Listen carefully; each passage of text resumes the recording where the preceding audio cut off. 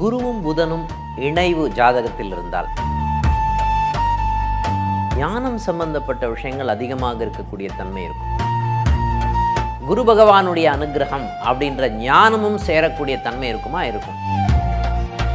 உயர்கல்வி படிக்கக்கூடிய தன்மைகள் அதிகமாக இருக்கக்கூடிய நிகழ்வுகள் இருக்குமா? இருக்கும். அனைவருக்கும் வணக்கம்.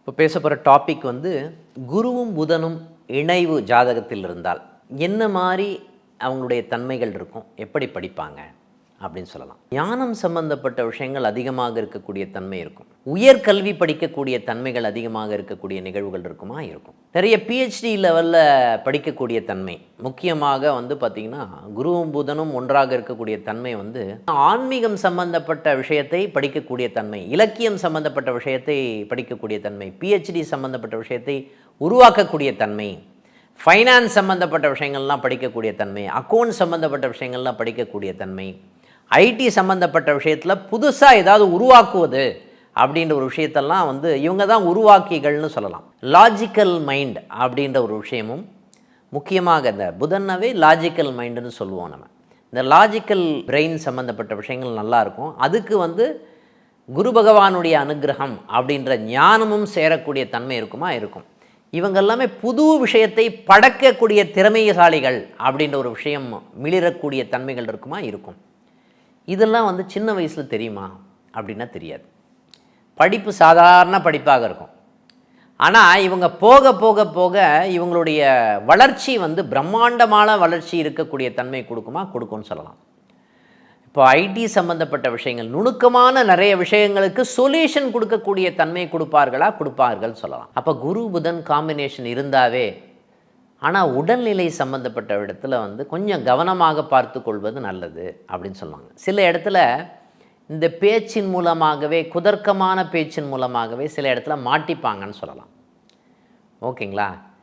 சில இடத்துல அடிபட்டு தான் ஒரு விஷயத்தில் முன்னேறக்கூடியவர்களாக இருப்பாங்க அப்படின்னு சொல்லலாம். பொருளாதார வளர்ச்சியில் பெரிய லெவல் இல்லை அப்படின்னா, நாலேஜ் சம்மந்தப்பட்ட விஷயத்தில் பெரிய லெவலில் வருவதற்குண்டான தன்மை கொடுக்குமா? கொடுக்கும் சொல்லலாம். முக்கியமாக 2 பேர் இருக்காங்க. ஒரு ஐடி சம்மந்தப்பட்ட ப்ரொஃபஷனல் பர்சன் இருக்கார். ஓகேங்களா?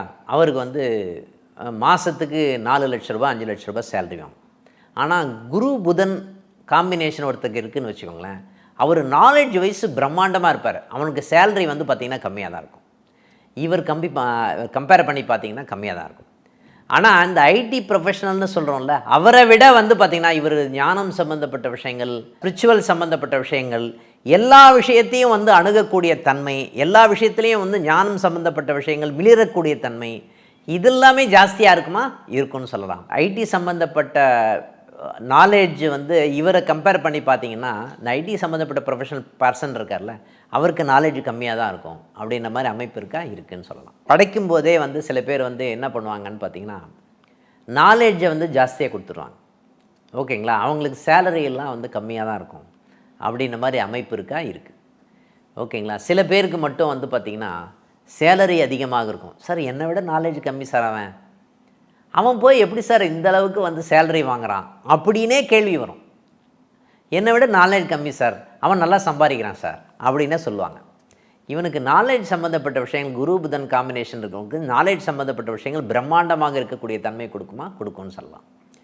ஓகேங்களா? இந்த விஷயத்தை நீங்கள் புரிஞ்சுக்கிட்டீங்க அப்படின்னு சொன்னால், எந்த மாதிரி விஷயத்தை உங்கள் குழந்தைகளுக்கு வழி நடத்தணும் அப்படின்ற ஒரு விஷயத்தை நம்ம அருமையாக பண்ணலாம். இவங்க எல்லாமே பார்த்திங்கன்னா ரிசர்ச் அண்ட் டெவலப்மெண்ட்டுக்கு அருமையான பர்சன்ஸ் அப்படின்னு சொன்னால் இது மிகையாகாது. ஓகேங்களா? அடுத்த நிகழ்ச்சி சந்திப்போம். நன்றி.